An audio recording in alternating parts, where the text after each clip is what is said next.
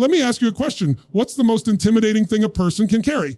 It's not muscles, it's not money, it's not status. It's a mind that cannot be broken. Because when your mind is strong, people feel it before you even speak. They see it in your eyes, they sense it in your presence, and it unsettles them because deep down, they know they can't control you. We live in a world where most people are slaves, not to chains, but to their own thoughts, to fear, to the opinions of others. They break under pressure, they crumble when criticized, they run when life gets tough. But then there are a rare few, who develop such an unshakable inner world that nothing outside of them can touch it. Those are the people who lead, who inspire, who dominate, and who scare everyone that doubts them. And here's the truth. You can build that kind of mind. It's not a gift. It's not reserved for the chosen few. It's a choice. It's a muscle. It's a fire that you ignite and feed every single day until your strength becomes unbreakable. So if you're tired of being controlled by fear, if you're done with playing small, if you're ready to develop a mental power that intimidates the world, not because you're arrogant, but because you're unstoppable, then listen closely. Because by the end of this talk, you'll know exactly how to build a mind so strong, it scares everyone around you, control your inner world before the outer world controls you.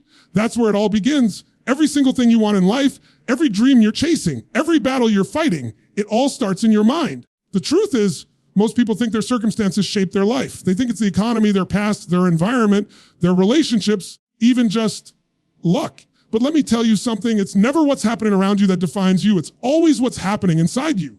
You see, the strongest people you've ever admired didn't get there because life handed them the perfect conditions. They got there because they trained themselves to master their inner state, no matter what the outer world threw at them. That's the difference. Weak minds let the outside dictate their inside. Strong minds dictate their inside, and in doing so, they bend the outside to their will. Think about it. You know someone who wakes up in the morning, small problem happens, a flat tire, an email they didn't like, maybe someone said something negative, and suddenly their entire day collapses. They're frustrated, they're anxious, they're snapping at people, and by noon, they've already given up on their goals. Why? Because they handed control of their inner world to the outer world. Their emotions became a reaction instead of a decision. Now let's flip the script. Imagine a person who wakes up to the same flat tire, the same negative comment, the same difficult day. But instead of letting it ruin them, they smile. They see it as a test. They don't hand over the keys of their emotions to anyone or anything. They say, I own my state. I choose how I feel. I decide how I show up. That's the person who wins. That's the person who scares people, not because they're mean, not because they're aggressive, but because nothing rattles them. You can't shake them. You can't break them. When you realize that kind of control is possible, it changes everything. The question is, how do you get there? Because it's not about pretending problems don't exist. It's not about faking positivity.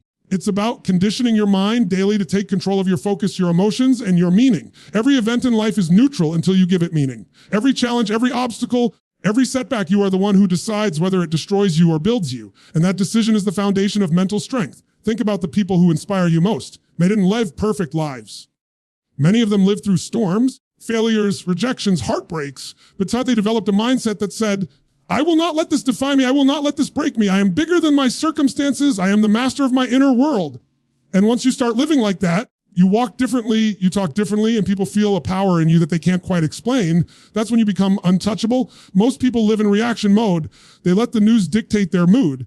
They let social media dictate their worth. They let other people's words dictate their identity. But when you build a strong mind, you stop being a reactor and start being a creator. You stop asking, what's happening to me? And you start declaring, this is happening for me. And once you make that shift, the outer world no longer controls your destiny.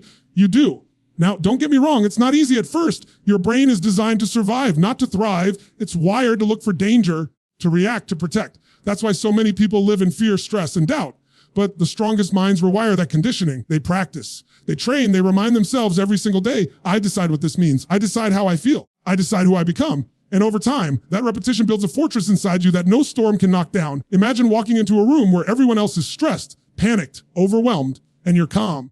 Imagine facing setbacks that would make most people quit, and you're centered, focused, ready to adapt. Imagine hearing criticism, insults, negativity, and instead of being crushed, you smile because you know who you are and nothing they say can touch that. That's what it means to control your inner world. And that's why it scares people, because they can't control someone who controls themselves. You want power.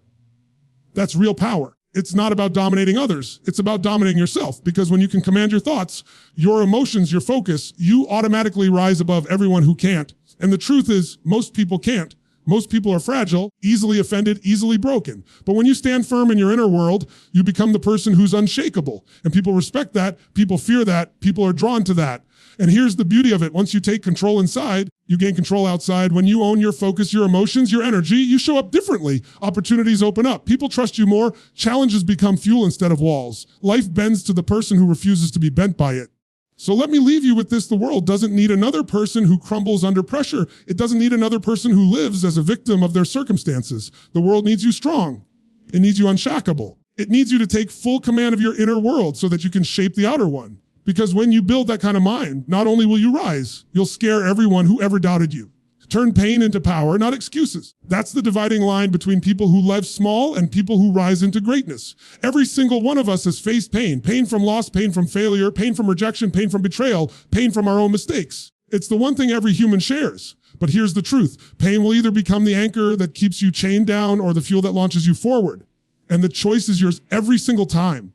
Most people waste their pain. They use it as a reason to shrink, as an excuse to stop trying, as justification for why they can't have the life they want. They say, I went through this, so I can't succeed. Or, because they hurt me, never trust again. They carry their pain like a badge, but in reality, it becomes their cage. And that cage is strong, because the more you tell yourself the story of your pain as a limitation, the more it locks you in. Then there are people who make a different choice. They take the same pain, the same heartbreak, the same difficulty, and instead of saying, this is why I can't, they say, this is why I must.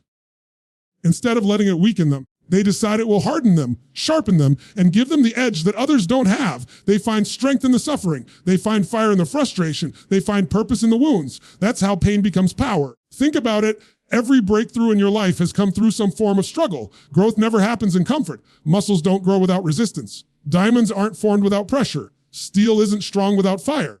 So why do we expect our minds and our lives to be different? If you avoid pain, you avoid power. If you run from pain, you run from growth. The strongest people are not the ones who had no pain. They're the ones who decided to transform it. The difference lies in the meaning you attach to it.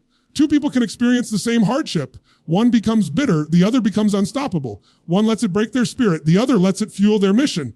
It's not the pain itself. It's what you decide to do with it. And once you realize that, you start to look at challenges differently. You start to ask, how can I use this? How can this make me better? How can I turn this wound into a weapon? Because here's the thing, pain is energy and energy never disappears, it only transfers. You can let that energy eat you alive, or you can channel it into something extraordinary. Some of the most successful people on the planet came from broken homes, from poverty, from abandonment, from abuse. They took all that pain, and instead of letting it justify their weakness, they turned it into relentless drive.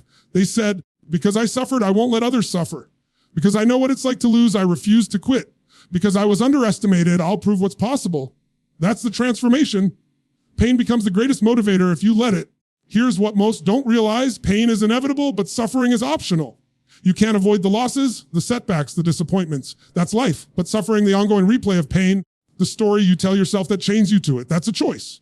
And the way out of suffering is simply give your pain a purpose. If you can assign meaning to it that serves you, suffering dissolves and strength takes its place. Let me give you a picture. Imagine you're carrying a heavy weight up a hill. If you tell yourself, this is pointless, this is unfair, why me? The weight crushes you. You feel resentment, fatigue, and eventually you give up. But if you tell yourself, carrying this because I'm building strength, because I'm training for the fight of my life, because this will prepare me for something greater, suddenly the weight becomes your ally. Same pain, different meaning, completely different outcome. That's the secret. Shift the meaning and you shift the power. Now let's get real. There are times pain will knock you down so hard you don't even want to get back up. Times when life hits you in a way that feels unfair, cruel, maybe even unbearable. And in that moment, you'll have a voice inside saying, stay down, quit, this is too much. And if you listen, that becomes the moment that defines you in weakness. But if instead you decide, this is the test that will prove me, this is the fire that will forge me, this is the pain I'll use to push myself further than I ever imagined. That becomes the moment that defines you in strength. And let me tell you something, when people see that in you, they see that you don't just survive pain, but thrive through it. It scares them because most people are controlled by pain. And when they meet someone who controls pain, who uses it, who turns it into fuel, they can't understand it. It makes them uncomfortable because it reminds them of the excuses they've been living with. And that's when they either envy you or follow you. Either way, your strength becomes undeniable. Pain will visit you whether you invite it or not. It will come in the form of challenges, failures, heartbreaks, losses. You don't get to choose whether or not it comes, but you always get to choose what you do with it. You can bury yourself in it, or you can build yourself with it. You can use it as a wall, or you can use it as a foundation. You can let it chain you, or you can let it unleash you. So when pain shows up, and it will, don't ask, why me? Ask, what now? What can I make of this? How can I use this to become stronger, wiser, more relentless?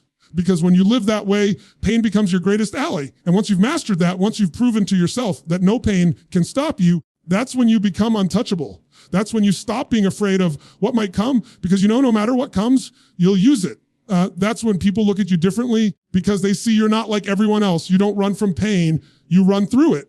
And that's when your mind becomes terrifying to those who still let pain hold them back. Discipline is freedom. Most people don't see it that way because they've been conditioned to think discipline is some kind of punishment, a restriction, a burden. They see it as a cage that takes away comfort, spontaneity, or pleasure. But the truth is, people who lack discipline are the ones living inside a cage. They're trapped by their moods, their impulses, their weaknesses. They're prisoners of laziness, procrastination, and distraction. Discipline isn't the cage. Discipline is the key that unlocks the door and sets you free. Think about it. A person who doesn't control their habits has no freedom. If they don't feel motivated, they don't act. If they're tired, they quit. They're tempted, they give in.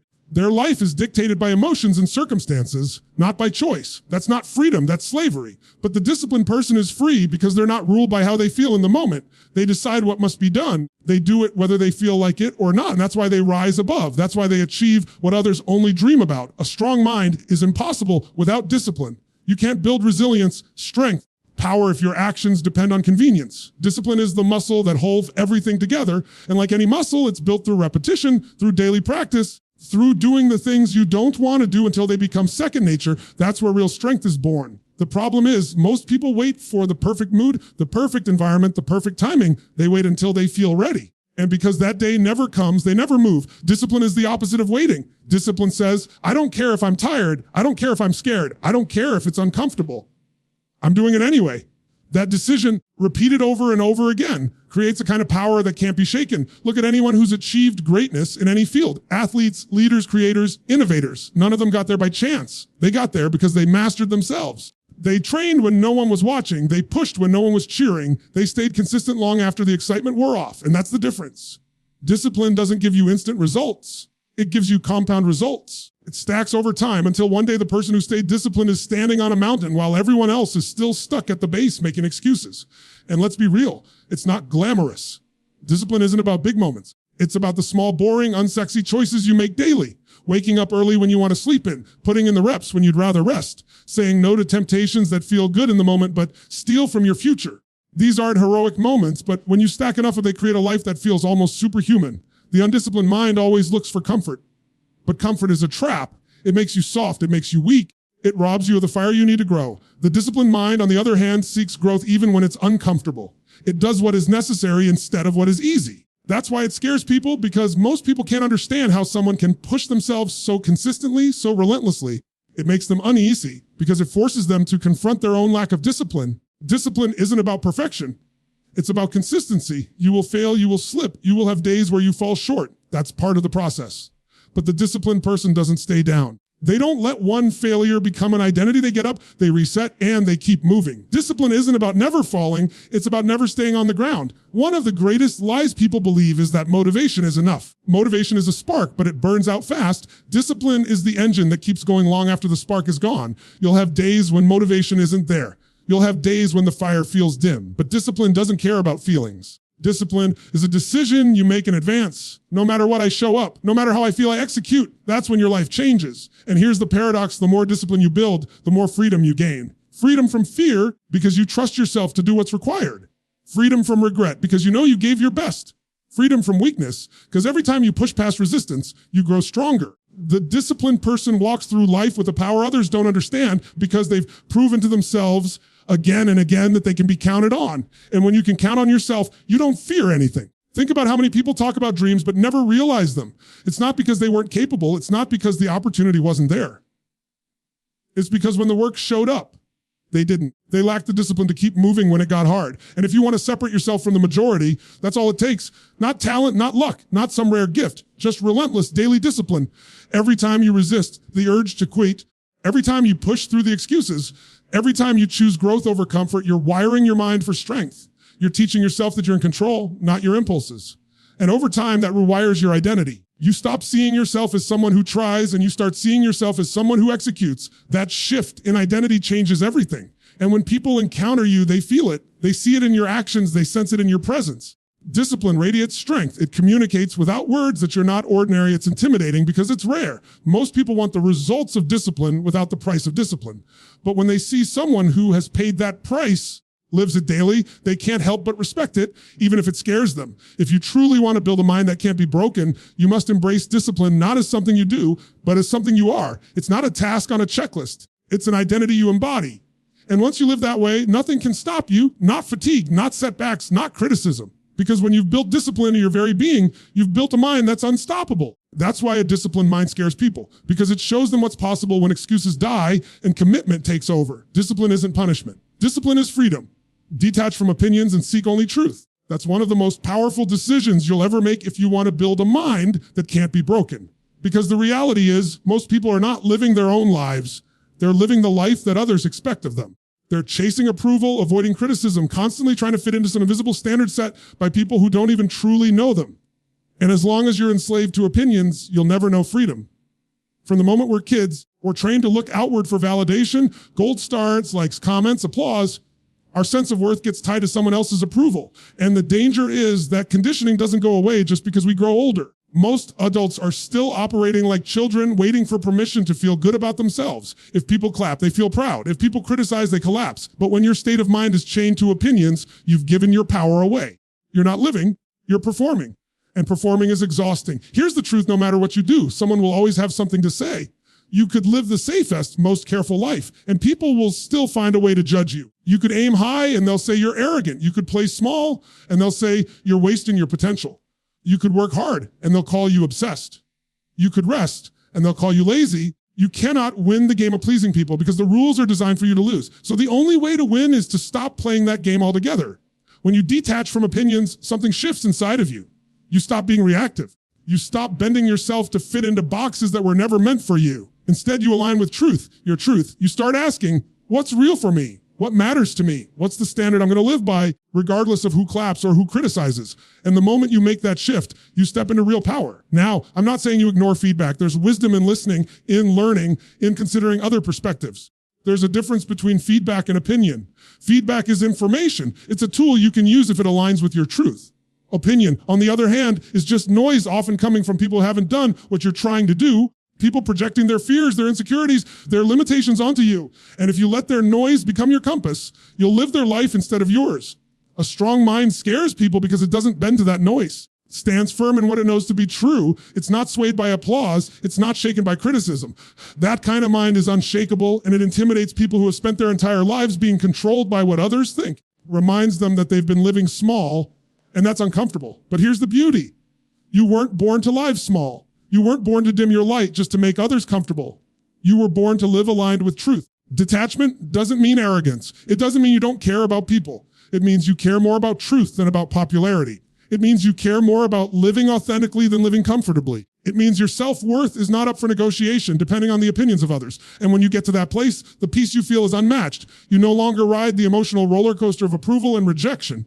You live steady, grounded, focused. Think of how much energy people waste worrying about what others think. Energy spent editing themselves, censoring their dreams, doubting their abilities because they fear being judged. That's energy that could have built a business, healed a relationship, created art, written books, transformed lives, all that potential wasted, all because of opinions that don't even matter in the end. When you detach, you reclaim that energy, you direct it toward your growth, your mission, vision. That's when momentum builds. And it's not easy because opinions are everywhere. We're drowning in them on social media and conversations at work, even in our own homes. But the discipline of detachment is like a shield. You hear the words, but they don't pierce you. You see the judgments, but they don't steer you. You stand tall because you know where you're going and why you're going there. That's the kind of strength that separates leaders from followers. The truth is, most of the people who criticize you will forget about you tomorrow. Their opinions are fleeting, temporary, often rooted in their own struggles. Yet too many people let those opinions shape their permanent identity. Isn't it crazy to let a passing comment decide the course of your life? The strong mind doesn't allow that. It recognizes opinions for what they are, background noise. And it tunes into the only frequency that matters, truth. And here's the paradox. The moment you stop chasing approval is the moment you gain respect. People may not admit it, but deep down they admire those who refuse to be swayed. They admire those who stand firmly in their own skin, unapologetic, authentic, aligned. It may scare them at first. Eventually it inspires them because people crave that kind of freedom. They crave the courage to stop caring about opinions and start living for truth. So if you want to build a strong mind, you have to stop asking, will they think? And start asking, what's true for me? Stop chasing likes and start chasing alignment. Stop worrying about who's clapping and start focusing on whether you're living by your highest standard. Because at the end of the day, opinions fade, but truth lasts. Detach from opinions, seek only truth, and you will build a mind so steady, so authentic, so unshakable, nothing can shake you. And that's what truly scares people. Strength is not born in comfort. It's forged in the moments when you choose to do the hard things over and over again until your mind adapts and transforms. Repetition of hard things, that's the secret. Not one-time bursts of courage, not occasional moments of grit, but the relentless daily decision to lean into difficulty, to push past what feels easy, to embrace what most people avoid. That is how mental toughness is built. And when you build it, you develop an edge that makes people pause because they can sense you're not like everyone else. Most people want strength, but they don't want the process. They want resilience without resistance. They want confidence without challenge. They want mastery without repetition. But that's not how life works. Look at anyone who has real strength, and you'll see one thing in common. They did the hard things not once, but countless times until the very act of struggle became normal for them. What breaks others no longer breaks them because they've conditioned themselves to thrive where others quit. Your brain is like a muscle. It adapts to whatever you repeatedly feed it. If you feed it excuses, it becomes weak. If you feed it comfort, it becomes soft. But if you feed it discipline, if you feed it challenges, if you feed it the willingness to do what's hard when every part of you wants to quit, it becomes powerful. It rewires itself to see obstacles not as threats, but as opportunities. That's the essence of toughness, training your mind to stay firm where others fold. And let's be clear, it doesn't have to be massive things at first. Toughness isn't built by waiting for life's biggest battles. It's built in the small, daily choices. Waking up earlier than you want to. Finishing the set when your body is screaming to stop. Speaking the truth when silence would be safer. Saying no to distractions when temptation whispers in your ear. Each time you choose the harder path, you're putting another brick in the foundation of your mind. One brick doesn't make a fortress, but stack enough of them consistently and you'll have walls that nothing can penetrate. Makes this intimidating to others is that most people quit at the first sign of discomfort. They want shortcuts, hacks, easy paths. So when they see someone who willingly embraces difficulty, who runs toward the challenge instead of away from it, it unsettles them. It forces them to question themselves, to face the reality that maybe they've been living too comfortably. Maybe they've been choosing easy over growth. And that realization makes them uncomfortable in your presence because your strength exposes their weakness. But here's the beauty of repetition. It doesn't just build resilience, it builds certainty. The more you train yourself to face challenges, the more you prove to yourself that you can handle them. That certainty is powerful. It gives you a quiet confidence that doesn't need to be announced because it radiates. You walk into situations knowing you can endure because you've endured 1,000 times before. That's when people sense something different in you. They see you as someone they can't easily shake, someone they can't easily break. Most people overestimate what they can do once and underestimate what they can do consistently. They think one grand gesture, one burst of effort, one moment of bravery will change their life. But real transformation doesn't happen that way. It's not one moment that shapes you. It's the accumulation of thousands of moments, thousands of choices to do the hard thing when no one's watching. That's where greatness comes from. And repetition has another hidden gift. It desensitizes fear. The first time you face something hard, your mind screams at you to stop. Fear grips you, doubt rises, and everything in you looks for a way out. But the 10th time, the 100th time, what used to terrify you becomes normal. What used to overwhelm you becomes routine. That's the power of repetition. It shrinks fear until it has no control over you anymore. When you understand this, you stop seeing struggle as punishment and start seeing it as training. Every challenge becomes a rep. Every obstacle becomes practice. With every rep, your mind grows stronger, your resilience grows deeper, your capacity grows wider. You don't avoid the hard things anymore. You seek them because you know they're shaping you into someone unshakable. And the truth is, life will give you hard things whether you want them or not. Pain, setbacks, losses, rejection, they're guaranteed. You don't get to control whether they come, but you do get to control how prepared you are when they arrive. If you've trained your mind through repetition, those moments don't destroy you. They reveal your strength. But if you've avoided the hard things your whole life, those moments expose your fragility. That's the difference between those who rise and those who crumble. This is why it's so important to condition yourself intentionally. Don't just wait for challenges to show up. Create them. Push yourself into environments that stretch you. Set standards higher than what feels comfortable. Hold yourself accountable to actions that most people would find unbearable. Every time you do, you're rehearsing strength, you're rehearsing resilience, you're rehearsing the mindset of someone who cannot be broken. And here's what happens after enough repetition. The hard things stop feeling hard. You begin to crave the challenge. You develop an identity around it. You stop being someone who dabbles and start being someone who endures. And that identity becomes unshakable. Once you see yourself as the kind of person who always does the hard thing, quitting no longer feels like an option. That's when you've crossed the line into true mental toughness. And make no mistake, this scares people Because most people avoid difficulty, they admire it from a distance but fear it up close. They encounter someone who's trained themselves to embrace struggle, who's hardened their mind through endless repetition. It disrupts their comfort. They can't relate to it, and that makes them uneasy.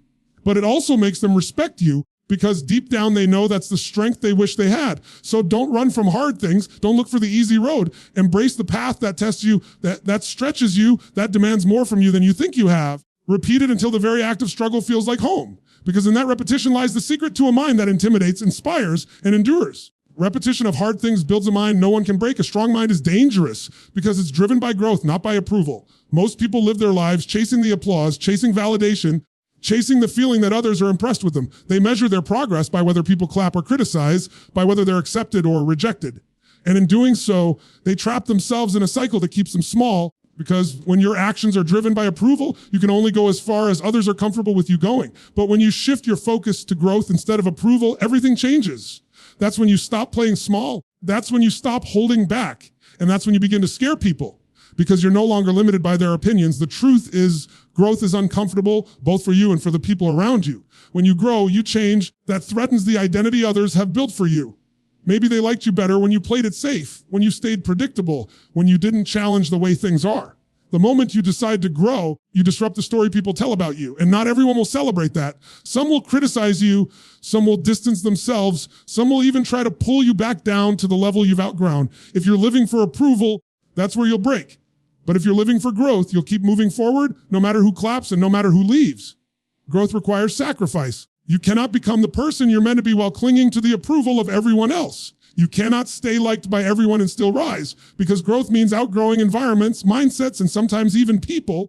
That's where strength comes in. You must decide what matters more to you, being liked or becoming strong. Most people choose to be liked, and that's why they stay average. The few who choose growth, even when it costs them approval. The ones who create lives that others can only dream about. And here's the paradox: when you stop chasing approval and start chasing growth, eventually you gain a deeper form of respect. People may not understand you at first. They may even resist you. Time, they can't help but admire someone who refuses to compromise their potential. That kind of commitment to growth commands attention. It commands influence. It commands a level of authority that approval chasers will never have. Reason this scares people is because it exposes something they don't want to face. When you prioritize growth, you hold up a mirror to those who are prioritizing comfort. Your actions say, there's more possible, and that threatens their excuses.